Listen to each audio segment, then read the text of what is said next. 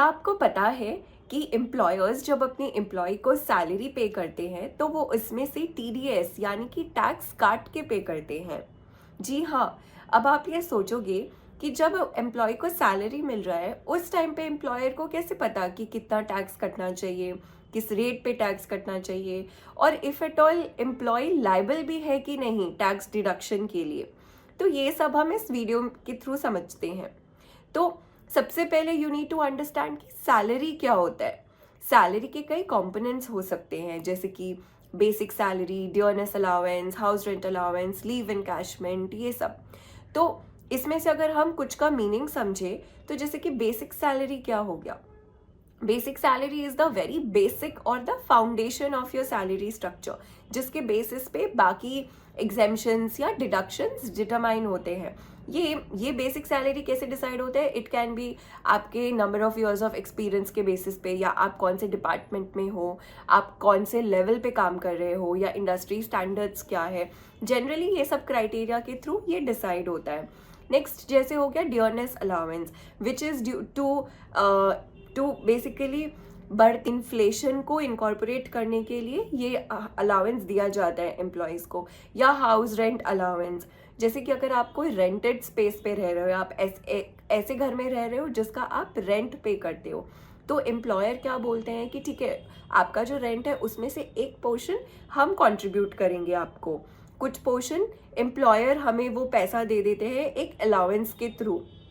तो इस तरह के कई कंपोनेंट्स हो सकते हैं। तो सबसे पहले हम क्या करेंगे, इन सारे कंपोनेंट्स को एड अप करेंगे कि इन सारे कंपोनेंट्स का टोटल क्या हो रहा है, from basic salary to all the allowances etcetera. तो उसके बाद हमें इसमें से, अब ये जो होता है इसमें से कुछ ऐसे कंपोनेंट्स हो सकते हैं जो फुल्ली टैक्सेबल है, कुछ पार्शियली टैक्सेबल हो सकते हैं, कुछ 100% एग्जेम्प्ट हो सकते हैं। तो we need to identify those. तो वो सबको आइडेंटिफाई करके आपको टोटल में से उन सारे पोर्शन जो कि टैक्सेबल नहीं है या एग्जेम्प्ट है, उन सबको आपको रिड्यूस करना है।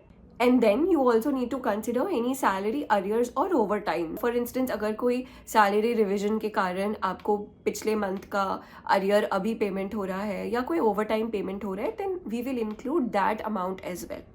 नाउ नेक्स्ट थिंग इज कि ऐसा हो सकता है कि ड्यूरिंग द फाइनेंशियल ईयर आप जॉब चेंज कर रहे हो। आप फर्स्ट 4 मंथ्स किसी और एम्प्लॉयर के अंडर में थी, now you are changing your employment, तो अब आप किसी और एम्प्लॉयर के अंडर में हो। तो हमें पिछले एम्प्लॉयर के पास आपने कितना इनकम अभी तक अर्न किया है उसकी डिटेल भी आपको करंट एम्प्लॉयर को फॉर्म 12B में देना होता है। तो ऑन दैट बेसिस पुराने एम्प्लॉयर के पास का टोटल इनकम और अभी तक का आपका जितना सैलरी है करंट एम्प्लॉयर, हम दोनों को ऐड करेंगे। तो उससे हमें पूरे साल का आपका फॉर दैट पर्टिकुलर एम्प्लॉय कितना सैलरी बन रहा है वो अमाउंट हमें पता चल जाता है। और साथ ही साथ आपको एक और चीज़ का डिक्लेरेशन देना है अपने एम्प्लॉयर को कि ये तो आपका सैलरी इनकम हो गया, और अगर किसी और हेड से, मान लीजिए आपका कोई छोटा सा बिजनेस है, उस बिजनेस से या आपको किसी बैंक से इंटरेस्ट मिल रहा है, तो आपका कोई इंटरेस्ट इनकम है, तो वो टोटल आपका बाकी सोर्सेज से भी जितना इनकम है आप वो डिटेल भी अपने एम्प्लॉयर को दे दीजिए। तो आपके एम्प्लॉयर के पास अब पुराने प्रीवियस एम्प्लॉयर से आपने कितना पैसे कमाए उसकी भी डिटेल है, करंट वो एम्प्लॉयर के पास आपने टिल डेट कितना कमाया है उसकी भी डिटेल है, और अगर कोई और सोर्स से आपने पैसे कमाए हैं तो उसकी भी डिटेल है। नाउ ये सारे डिटेल ऐड करके आपका एक टोटल इनकम उनको पता चल जाएगा। अब उस इनकम से आपका कितना एग्जेम्पशंस बनता है या डिडक्शंस बनता है, अब वो सब उसमें से क्लेम करोगे। For example house rent allowance हो गए, या कोई टैक्स फ्री इन्वेस्टमेंट्स आप कर रखे हो, या कोई एग्जेम्प्ट इनकम है इन टैक्स फ्री बॉन्ड्स और डिबेंचर्स, तो वो सब सारे माइनस हो जाते हैं इसमें से। और इसके अलावा सैलरी में हमें एक स्टैंडर्ड डिडक्शन भी मिलता है 50,000 रुपीज़ का, विच ऑब्वियसली इज़ पर एम्प्लॉय बेसिस। उसमें आप ये नहीं बोल सकते कि प्रीवियस एम्प्लॉयर का 50,000, इस एम्प्लॉयर का 50,000, नहीं, पूरे साल का आपका इनकम से आपको वो 50,000 का एक स्टैंडर्ड डिडक्शन मिलता है।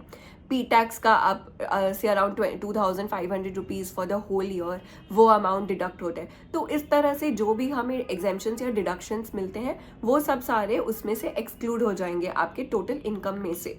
एंड देन वो अब जो आपके पास एक नेट टोटल इनकम आ रहा है उस पे आपका रेलिवेंट रेट अप्लाई किया जा रहा है कि आप कौन से, आपके ऊपर कौन सा रेट रेलिवेंट है। फॉर एग्जांपल आप कौन से टैक्स रिजीम में हो, जिसके बारे में हम डिटेल में बाद में बात करेंगे कि न्यू टैक्स रिजीम में हो या ओल्ड टैक्स रिजीम में हो, what ever be the case, आपके ऊपर एक स्लैब के बेसिस में कि आप कौन से स्लैब में फॉल कर रहे हो, एक इनकम टैक्स रेट अप्लाई किया जाएगा। ऑन दैट बेसिस आपके टोटल इनकम के ऊपर में कितना टैक्स बन रहा है वो कैलकुलेट किया जाएगा। तो ये जो एस्टिमेट होता है वो एम्प्लॉयर यूजुअली हर मंथ करते हैं। हर मंथ वो ये देखते हैं कि आपका कितना टीडीएस, कितना टैक्स बन रहा है। तो जितना total tax for the whole year estimate हो रहा है उसको वो लोग डिवाइड बाय 12 करके हर मंथ उतना आपके सैलरी से काट के आपको पेमेंट करते हैं। और ये अमाउंट में हमें बार बार इसलिए भी चेक करते रहना पड़ता है कि क्योंकि आपके सैलरी में रिविजन्स हो सकते हैं, आपका जॉब लेवल बढ़ रहा है या आपको किसी तरह का हाइक मिल रहा है, या आपने जो इन्वेस्टमेंट्स डिक्लेयर किए हैं अपने एम्प्लॉयर के सामने वो इन्वेस्टमेंट्स में कुछ चेंजेस आ रहे हैं, या आपने जितना इन्वेस्टमेंट डिक्लेयर किया था उससे आप कम इन्वेस्ट कर पा रहे हो या उससे ज़्यादा इन्वेस्ट कर पा रहे हो, आप एक्चुअल प्रूफ्स आप ज़्यादा का दे रहे हो। तो उस बेसिस पे हमें इस चीज़ को चेक करते रहना पड़ता है। तो every month employers do this exercise. तो ऑन दैट बेसिस आपका टैक्स अमाउंट कैलकुलेट होता है।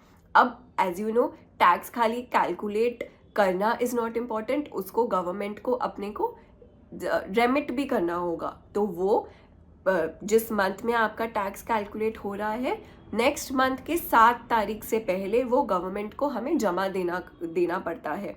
मार्च के लिए अलग ड्यू डेट है which is 30th of April।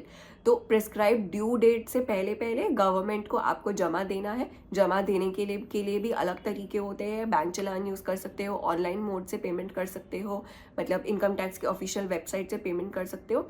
So this is how the estimate of your tax on salary income to the time when you will be able to remit it to the government. This is the whole procedure how it is done। है ना ये procedure बहुत ही simple।